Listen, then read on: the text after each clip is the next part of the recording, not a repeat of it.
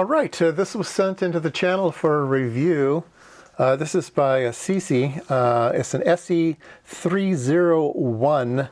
It is a battery welder for putting battery cells together with a little nickel metal. So I did a review on a different spot welder before. Seemed to get some interest, so here's another one. Let's see, we get a book. The unit itself has a smaller battery than the other one that I reviewed. But for hobby use, if you're not using it a long time, it's probably fine. So let's see what else is in the box. All right, we get the big giant probes. So this is standard stuff. Oh, they go in tight, which is what they should, because we're going to be putting a lot of amps through them. And after they've been inserted a couple times, they're probably fine. Ooh, that one's tight. There we go. Okay. You can also use this as a battery bank. It has a USB connection here. We can turn it on. There we go. All right, so there's a menu here. It says preheat, pulse, interval, and times. Can you read any of that on the camera? I'm not sure. So looks like there's a way to, I guess that acts as a battery bank. Let's see what's in here. Language, weld delay, 1 second. Okay, I found that 1 second is just a little too quick for me usually, so let's put 1.3.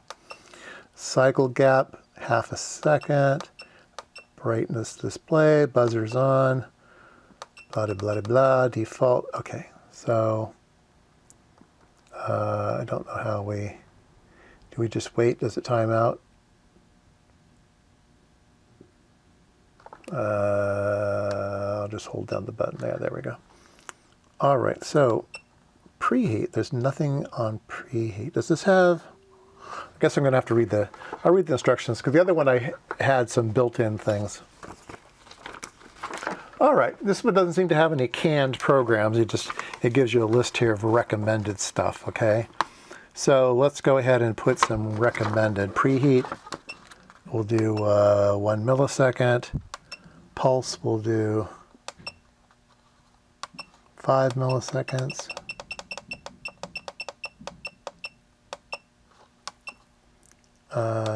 Interval, we'll do 5 milliseconds. And times, it's the 1th. I guess it counts. Okay, so they probably give us some metal, which they do. So we can try. All right, I'm going to cut a piece off here, and we'll see if we can weld these two together here. And the way these usually work is you hold it down, and then when you make contact, it'll finally get around to zapping it. Boom. And it did. And it didn't weld. So these might be a little bit thicker than the... So these might be 0.2. So let's up everything. We'll go back to preheat. We'll do 5.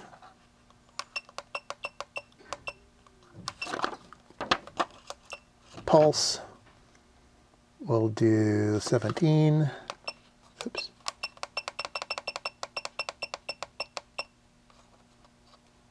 And interval, we'll do 7. Okay. Okay, let's give that one. Let's give that one a try, see if it does better. So we'll just kind of hold this down. Get the other one. Boom. Ooh, and it left a burn mark on my table. So that definitely worked. Yeah, that's really, really tight. And now it stinks because I burned some wood. Anyway, that's what benches are for. They show show the fun that you've been having in your garage. Yeah, that looks pretty good. That's good, pretty good. Let me go see if I can find a battery in my used battery bin, and we'll zap one onto a battery. All right, so I have a AA battery here, and we will attempt to attach a solder point to it. Okay, whoops. Yeah, you need about 6 hands to do all of this. So I'm gonna hold that one there. There we go. Hold this on. Bang. And there you go. We have a nice connection to the battery. So that's the way it's supposed to be used on a battery, and it works great.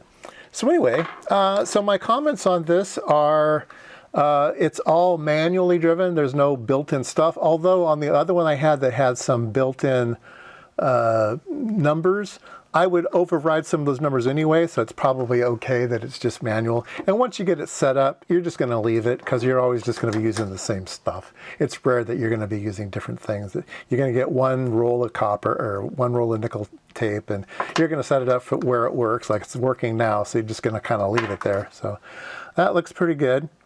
Battery's doing fine here. Yeah. These things are pretty self-explanatory, and not a lot to go wrong. So, beep. All right, there you go. It seems like pretty good quality. Other things in the box, you get the charging cord, you get some, all the same stuff as the other company. You get some replacement tips, you get some sandpaper to clean things up, a little file. You want to make sure everything's clean when you do the soldering, and these are like holding together cells. So anyway, yep, all the standard stuff seems to work fine to me. That was my review of, what's the part number? Yeah, the SE301. Seems fine. It seems fine. Bleh. All right, well, that was my review of the Seesii SE301 welder. Yeah, seems fine.